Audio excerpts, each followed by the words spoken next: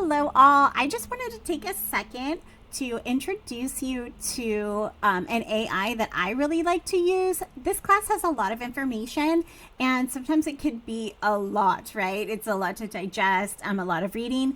So I personally like to use something called Google Notebook LM.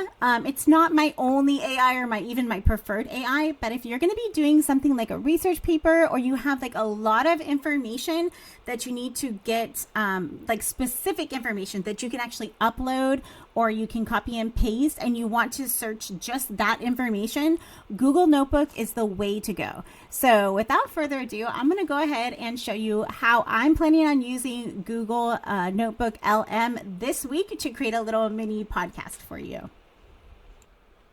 So one way to use this, a really good way to use AI, is to go to notebooklm.google. This is the whole thing, but you just put Notebook LM Google. I don't use the paid version.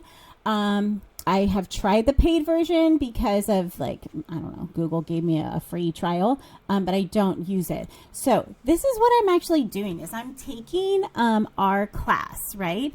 And I am copying and pasting all of the ideas and things from our class. And then I'm turning it into like an actual notebook. So I'm going to press add. I'm going to click paste the text because it's easier to paste it from Canvas. I'm going to insert it in there, and then I have like 3 things pasted in there already.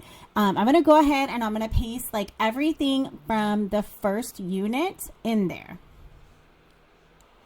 Okay, so from here, what I did is you can see I pasted in all the text. Obviously, the best thing to do would be to make labels for this and say what they are.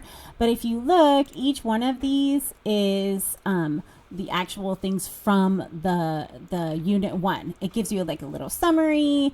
It's all there. It's really, really cool. So then if you want to ask any question, you can actually just start typing in this little box and it will give you an answer to that question. So this one, analyze the instructor's rationale for employing an open book syllabus quiz. And so maybe like it'll give you the information on that. And so this is a really good way to look at all of your classes as well as perhaps do your research papers. The really cool thing I wanted to show you for this week is that you can actually create a podcast with all of that information. So if you put all that information in, you can then create the podcast. And I know it's kind of silly. That podcast actually sounds pretty good and pretty realistic.